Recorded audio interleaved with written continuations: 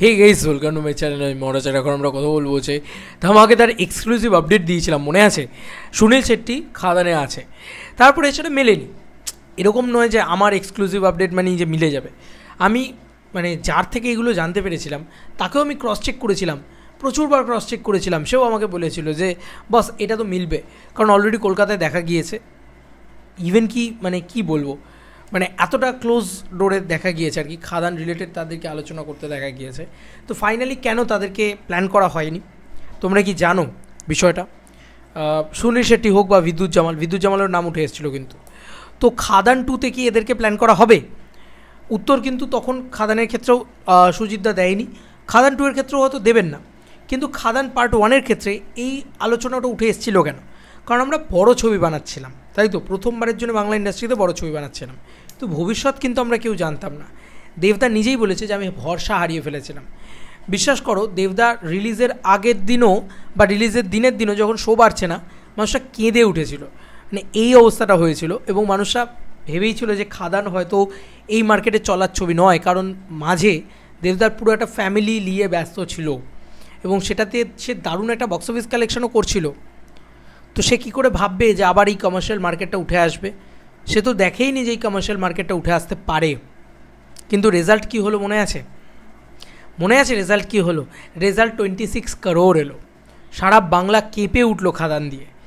না সুনীল শেট্টি না বিদ্যুৎ জামাল কাউকে লাগলো না, একা দেবই কাফি রইল, একা দেব দ্য মেগাস্টারই কাফি রইল।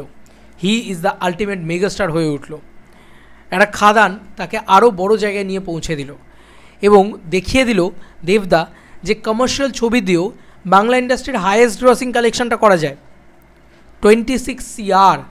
বহুরূপী খুব ঢিন্ডোরা পেটাচ্ছিল না, খুব বুক পেটাচ্ছিল, আমাদের ছবি হাইয়েস্ট গ্রসার বলেই তো দিচ্ছিল প্রায়, কিন্তু হলো না সেটা। সেই বছরের হাইয়েস্ট গ্রসার ছিল খাদান। এটাই পাওয়ার অফ কি দেবদা।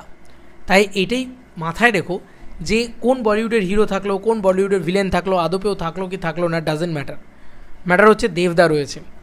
এবং আজকে সেই সময়ে কেন কথাগুলো হয়েছিল, কেন হয়েছিল জানো? এটা তো কেউ বলে না। খাদান ছবির বাজেট এতটা ইনক্রিজ করে যাচ্ছিল, প্রথমে বলেছি তোমাদেরকে 3.5 কোটি টাকায় বানানো একটা ছবি কথা ছিল, সেই ছবিটা বাড়তে বাড়তে বাড়তে বাড়তে 6 কোটি টাকায় চলে যায়। এই যে খাদানে অনেকে বলে যে এত তাড়াতাড়ি কেন শেষ হয়ে গেল, এরকম অনেক দৃশ্য আছে যেগুলো শ্যুট করার আর পয়সা ছিল না, সেগুলোকে বাঁচিয়েছে এমডি কালাম। সেটা দেবদা নিজেই ইন্টারভিউতে বলেছে, আমি বলছি না, দেবদা নিজেই বলেছে। বুঝতেই পারছো আমাদের ইন্ডাস্ট্রিটা এইটুকু। তো সেখান থেকে দাঁড়িয়ে এই মানুষটা সুনীল শেট্টিকেও নিতে চেয়েছিল, হয়তো এই মানুষটা হয়তো বিদ্যুৎ জামালকেও নিতে চেয়েছিল, বা হয়তো সুনীল শেট্টিকে একাই নিতে চেয়েছিল। পয়সায় আর কুলিয়ে উঠতে পারেনি, শেষ হয়ে গেছিলো, ভাড়া শূন্য হয়ে গেছিলো। তাই জন্যে, এবং যেহেতু রিস্ক কার উপরে নেবে, এমন তো নয় যে আমাদের মার্কেটটা এরকম যে 600 কোটি টাকা চলে আসবে বা 100 কোটি টাকা চলে আসবে, আসবে না তো। আমাদের মার্কেট কেউ জানে না, আরে 10 কোটি টাকা আসবে কিনা সেটা নিয়ে ভয় ছিল দেবদা তথা দেবদার টিম। তাহলে সেরকম একটা প্রজেক্টে কী করে এর থেকে বেশি টাকা লাগানো যেতে পারে? যখন 6 কোটি টাকা বাজেটে নির্মাণ হচ্ছিল খাদান, তখন সবাই বলেছিল যে এটা একটা সুইসাইডাল প্রজেক্ট। এরকম একটা সবাই বলেছিল যে 6 কোটি টাকা বাজেটে অসম্ভব এই বাজেট রিকভার করা। মনে করে দেখো, এখনও সেই ভিডিও রয়েছে, আমি সেই ভিডিওর প্রোটেস্ট করেছিলাম যে বস দেবদা নামছে মাঠে, মিলিয়ে নিও আমার কথা, এই বাজেট রিকভার হবেই। কিন্তু একটা মনে ভয় জানো তো আমাদেরও ছিল। যখন বেঙ্গল ট্যুর দেখা শুরু করলাম তখনও মনে ভয় ছিল যে সন্তান এগিয়ে যাবে না তো, কারণ সন্তান হচ্ছে একটু ফ্যামিলি ওরিয়েন্টেড ছবি, আর ক্রিসমাসে ফ্যামিলি ওরিয়েন্টেড ছবিই চলে। কিন্তু না, খাদান এগিয়ে গেছে।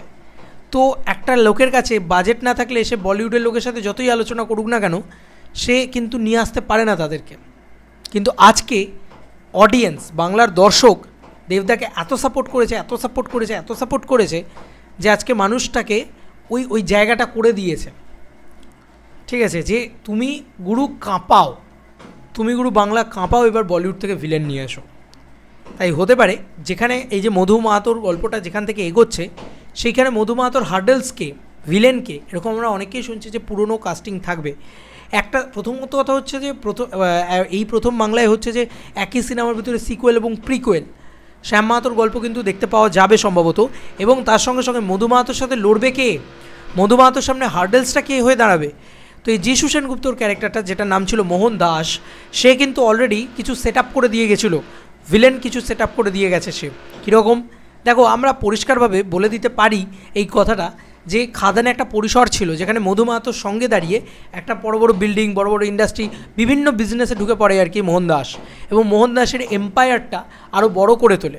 সেই সময় মানে এই যে কলিয়ারির বাইরে থেকেও কেউ অপারেট করতো এই পুরো কলিয়ারিটাকে, সেটা হয়তো মেবি কি এই সুনীল শেট্টির ক্যারেক্টারটা হতে পারে বিদ্যুৎ জামালও ফিরে আসতে পারে, কারণ যতগুলো ভিলেন আছে সব ভিলেন মারা গিয়েছিল খাদানের ভিতরে, তাহলে নতুন ভিলেন তৈরি করতে হবে। সেক্ষেত্রে হতে পারে বিদ্যুৎ জামালের একটা পোর্শন রইল, হতে পারে সুনীল শেট্টির একটা পোর্শন রইল। মনে করে দেখো, আবারও তোমাদেরকে একটা এক্সক্লুসিভ আপডেট দিয়েছিলাম, দেবদা আবারও চেষ্টা করছেন আর একটা অসাধ্য সাধন করার, যদি করে ফেলতে পারেন মারাত্মক বিষয়। বাংলা ইন্ডাস্ট্রি থেকে একটা সুপারস্টারকে দেবদা ক্যামিও হিসেবে রাখার চেষ্টা করছেন, যেটা দিয়ে দেবদা খাদান 3 এর প্ল্যান করতে পারেন। অনেক বড় কথা বলে ফেলেছি, খাদান 3, ইয়েস, খাদান 2তেই সীমাবদ্ধ নয়, খাদান কিন্তু পার্ট 3ও হতে পারে, ইয়েস, অ্যাজ লাইক পুষ্পা। তো আমি এটাই বলবো যে আসুক সুনীল শেট্টি, এবার হোক একটা আইটেম সং, এবার হাত খুলে খেলো সুজিতদা, আর কোনো ভয় নেই।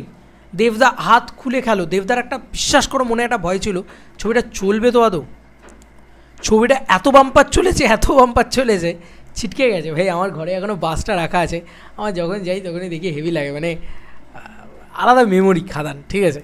তো খাদান 2 যখন আসবে, বিশ্বাস করো আমি এটাই বলবো যে হাত খুলে খেলো, আর ছোট ছবি বানাতে হবে না, আর মাল্টিপ্লেক্সে শো পাওয়া নিয়ে মারামারি করতে হবে না, কারণ এখন তোমরাই মাল্টিপ্লেক্স, তোমরাই সিঙ্গেল স্ক্রিন, তোমরাই সব, তোমরা আসছো মানে সবাই এরকমভাবে ঢেলে উজাড় করে দেবে, কারণ জানে যে মোস্ট অ্যান্টিসিপেটেড বাংলা কমার্শিয়াল সিনেমার সিকুয়েল আসছে, ঠিক আছে।